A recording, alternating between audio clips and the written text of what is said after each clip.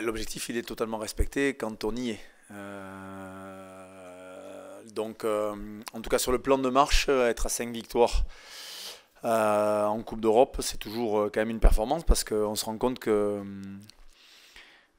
toutes les poules sont accrochées, que d'un week-end à l'autre, il y a toujours quand même sa part de surprise. Donc oui, si on s'arrête aujourd'hui, on peut considérer que il y a peut-être un bonus laissé quelque part qui nous fait peut-être un peu défaut, mais l'ensemble de notre phase de poule jusqu'à ce jour est plutôt réussi. Donc pour atteindre l'objectif qui est le nôtre de jouer un quart de finale, et plus particulièrement à domicile, ça passe par une victoire contre Gloucester ce dimanche. Aujourd'hui, on se rend compte que Gloucester fait un début de saison assez remarquable sur le championnat anglais. Va vraiment jouer le top 3 de cette compétition avec un déplacement à Bristol la semaine prochaine qui va être déterminant pour eux et sont toujours dans les clous pour une qualification en Coupe d'Europe. Donc on joue une très très bonne équipe. Peut-être qu'au départ, d'autres étaient identifiés comme étant plus possible de se qualifier que Gloucester et aujourd'hui c'est notre concurrent direct, même si on a assuré notre qualification, mais il est clair qu'avec une dernière rencontre à domicile, on a, pour revenir à la question, nos cartes en main.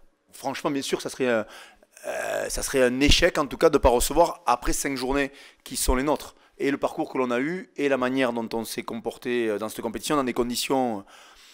si vous m'aviez annoncé les conditions météo au départ de notre campagne européenne, et qu'on s'en sorte aussi bien, on a joué 5 matchs pardon, avec un dans des conditions, on va dire...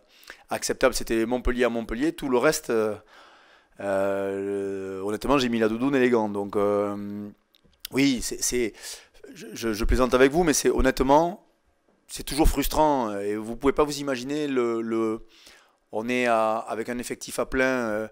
C'est notre 11e rencontre. On est à une seule défaite et quelque part, elle nous hante.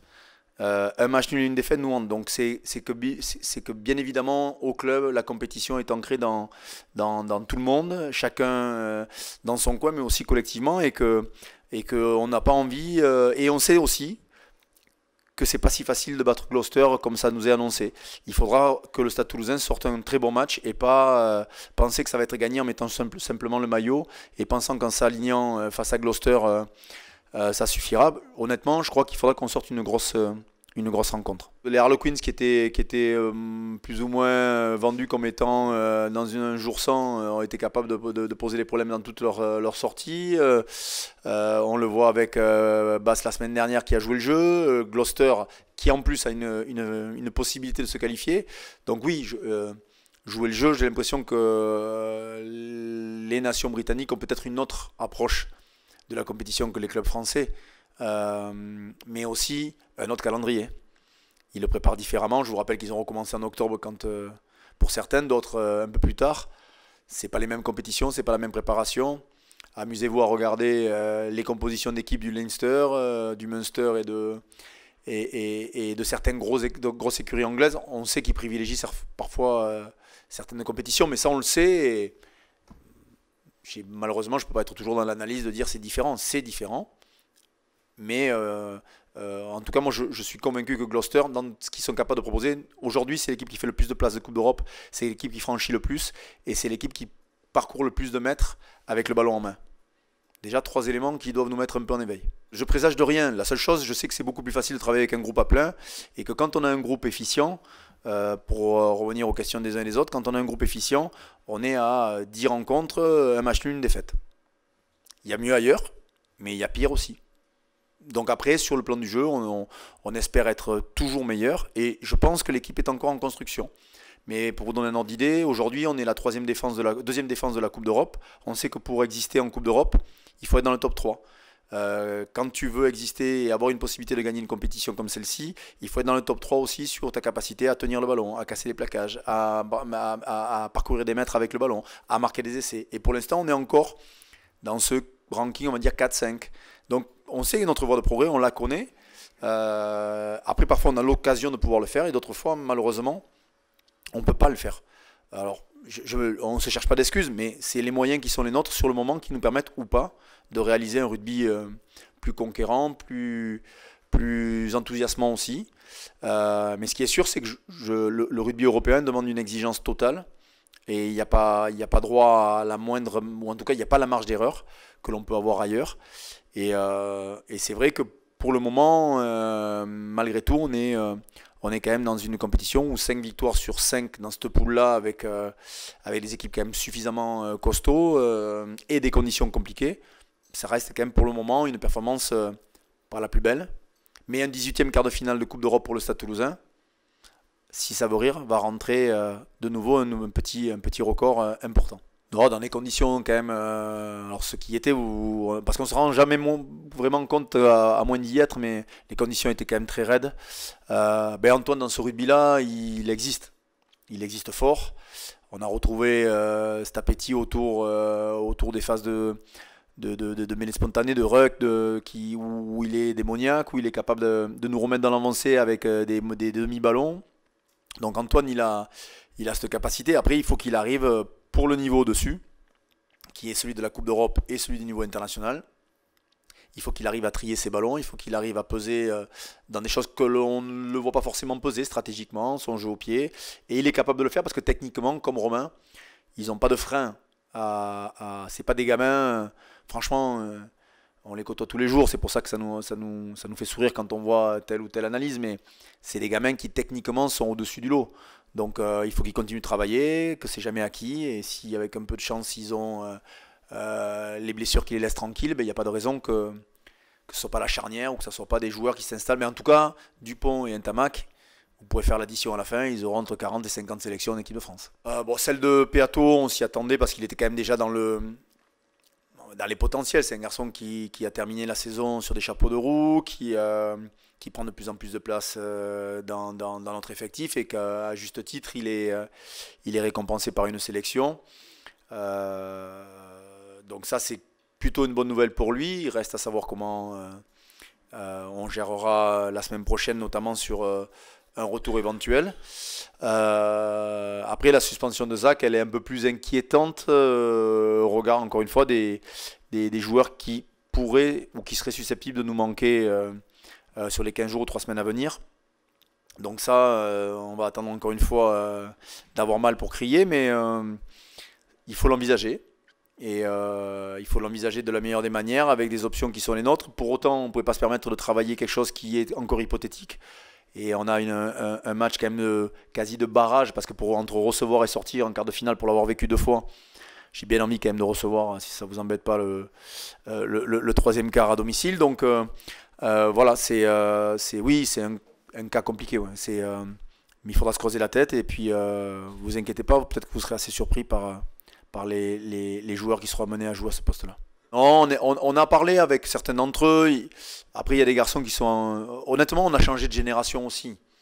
Je suis pas sûr que Romain Ntamak, que Thomas Ramos, que Antoine Dupont soient perturbés par ces allers-retours. Ils sont éduqués là-dedans, ils baignent là-dedans depuis qu'ils sont gamins. Des allers-retours en sélection, les moins de 20 ans, puis après des sélections assez précoces pour eux. Donc dans l'ensemble, ils ont tendance à pouvoir gérer ce genre de situation. Mais on sait très bien que pour recevoir un quart de finale à domicile de Coupe d'Europe, il faut une concentration absolue sur l'échéance qui est la nôtre, et à savoir celle de dimanche. Il est en train d'évoluer physiquement. Puis Romain, c'est le gamin que vous avez envie d'entraîner. Il est doué, travailleur, à l'écoute, il est capable de se remettre en question, il ne se cache pas derrière ses coéquipiers ou ses performances pour vous dire que c'était la faute de l'un ou de l'autre. Donc c'est agréable de travailler avec des garçons comme ça.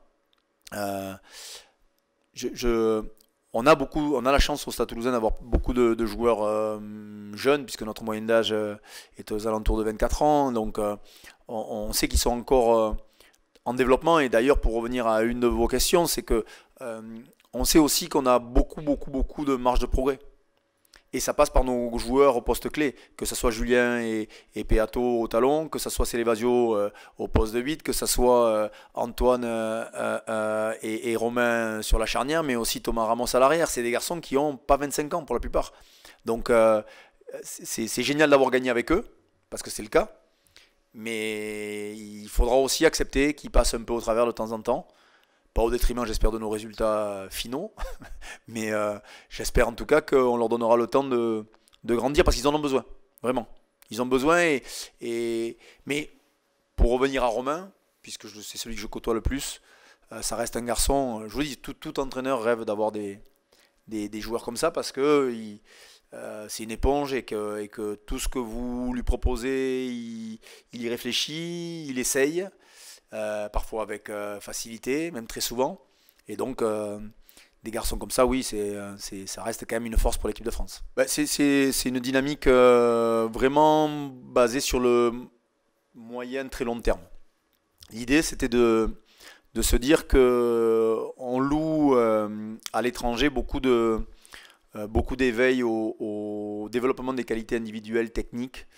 Je vois que l'équipe de France maintenant s'y cogne aussi. L'ensemble des clubs en parlent. Donc on a vu apparaître ces entraîneurs un peu, on va dire, spécialistes ou experts dans la maîtrise technique. Donc nous, ça faisait un petit moment avec Jérôme qu'on réfléchissait en interne. On le fait déjà chez les gamins. C'est quelque chose qui a été mis en place par Philippe Rouget-Thomas à l'époque. Il essaie de refaire d'ailleurs la même chose avec la Fédération française de rugby. C'est quelque chose qui continue avec Émile et son staff, avec des éducateurs comme Johan Forêt, Sam Lacombe chez nous, qui sont des gens importants. Donc en fait, on a souhaité faire venir aussi un autre regard avec la possibilité de développer des habiletés techniques à moyen et long terme. Donc l'idée, c'est de très rapidement être en mesure de continuer à amener de la matière à nos jeunes joueurs, mais aussi à nos joueurs plus aguerris, pour qu'ils soient un peu plus dans le détail et qu'ils soient de plus en plus performants sur le plan individuel. Mais bien évidemment, ça a un sens que si c'est reproduit au niveau collectif. Parce que j'ai des champions de l'entraînement qui faisaient des belles passes, j'en ai vu plein. Mais la belle passe, il faut la faire au bon moment, dans des conditions collectives. Et l'intelligence situationnelle que l'on a chez nous depuis peut-être plus de 30 ans, que l'on essaye de nourrir, qui n'est pas toujours d'à propos, mais qu'on essaye de nourrir du temps de Robert Bru et Pierre Villepreux, on continue de le voir par ce biais-là aussi, pour qu'on arrive d'avoir un rôle un peu transversal. Et donc Aibi est arrivé un peu dans ce rôle-là, avec, même s'il parle de mieux en mieux le français, avec la barrière de la langue, avec du temps, avec des choses comme ça. Mais c'était aussi ma volonté, avec un Laurent Thuéry, avec un Clément Poitronneau, avec Virgile Lacombe maintenant qui est arrivé, d'avoir des vrais experts au poste, des vrais experts par ligne, pour arriver à gagner ce petit détail qui fait le haut niveau.